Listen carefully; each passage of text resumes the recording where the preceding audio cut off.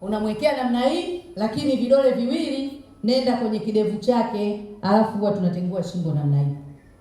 Wakala wa usalama na afya mahali pa kazi. OSHA. Kazi salama yenye afya kwa maendeleo ya taifa. OSHA. Wakala wa usalama na afya mahali pa kazi. OSHA. Usimamizi madhubuti OSHA. Kazi iendelee. OSHA. Usalama na afya mahali pa kazi. Jukumu la OSHA. Kulinda wafanya kazi dhidi ya vihatarishi eneo la kazi. Usimamia utekelezaji wa sheria ya usalama na afya mahali pa kazi. Kuishauri serikali kuhusiana na sera, kanuni na miongozo ya usimamizi wa usalama na afya. Tuko hapa kwa ajili ya kutoa mafunzo kwa wajasiriamali wanaojishughulisha na shughuli za utengenezaji wa batiki, uuzaji wa batiki, uuzaji wa kemikali na usambazaji wa batiki pamoja na kemikali. Kwa nini tumeamua kufanya mafunzo haya? Kundi hili ni kundi muhimu sana ambalo limejiajiri na linafanya kazi katika mazingira ambayo ni hatarishi kwa kuwa wanatumia kemikali. Sasa sisi tumewaita hapa kuwapa mafunzo ya namna gani ya kujikinga na athari ya hatarishi hicho cha kemikali. Lakini mbali na kuwapa mafunzo, vile vile tumeona tuwape vitendea kazi. Kwa hiyo tumewapa vitendea kazi ambao tumewapa reflectives ndani jackets, tumewapa maski zenye ubora kabisa, lakini pia tumewapa gloves na tumewapa na sanduku la huduma ya kwanza. Kwa sababu gani? Tunataka haya mafunzo pamoja na kuyapata, lakini kuwe na vitendo, lakini yawe endelevu. Na kama tunavyofahamu, wakina mama wengi ndio ambao wamejiajiri kwenye hili kundi, na kama watakuwa hawajui namna gani ya kujikinga, manake athari hazitaishia kwao tu, zitaishia hata kwa jamii au hata kwa watoto. Unakuta mama ananyonyesha huku anatengeneza batiki, hajaoga, hajajua namna gani ambavyo anaweza kujikinga. Ni rahisi sana hata mtoto kupata athari. Lakini wakati mwingine wanatumia zile container za kemikali kuhifadhia hata vyakula, maji ya kunywa.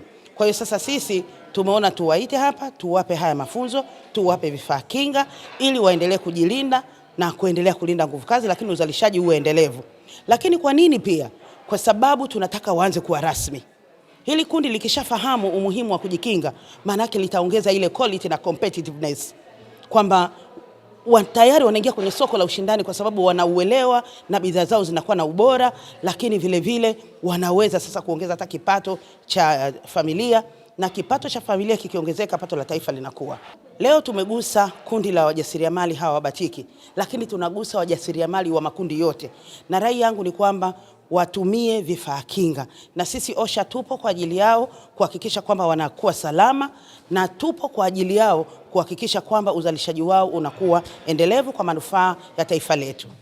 Kwa kweli mafunzo haya sisi wenyewe tumeyafurahia sana, kwa sababu hatujawahi kupata mafunzo kama haya, ila tunavyoona tutakapopata haya mafunzo yatatusaidia hasa kwenye utendaji wetu kazi, na tunafanya kazi muda mwingi tulikuwa tunafanya kazi bila kupata haya mafunzo, lakini tunaamini leo baada ya kupata haya mafunzo tutayazingatia na tutafanya kazi sasa na walivyotufundisha. Kwanza tulikuwa hatujui athari ya yale madawa yakikudondokea, kuto kutumia miwani, kuto kutumia maski. Kwa hiyo tulikuwa tunafanya kazi kiuzoefu.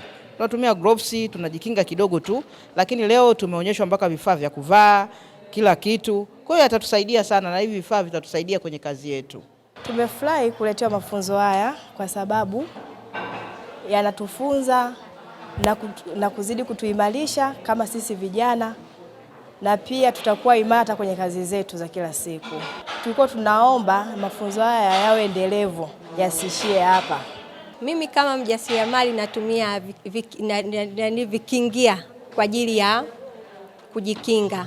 Mimi ni mteknolojia, lakini kwenye teknolojia lazima tuna miwani maalum ambayo ukivaa una protect macho yako.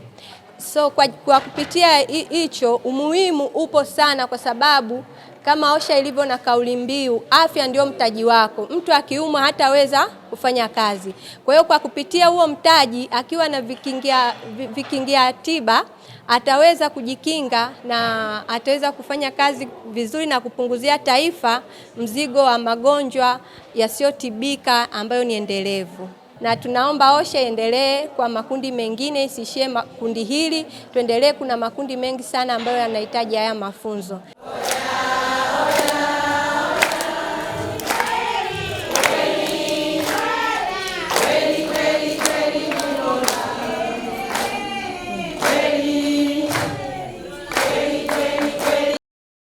OSHA, kazi salama, maisha salama.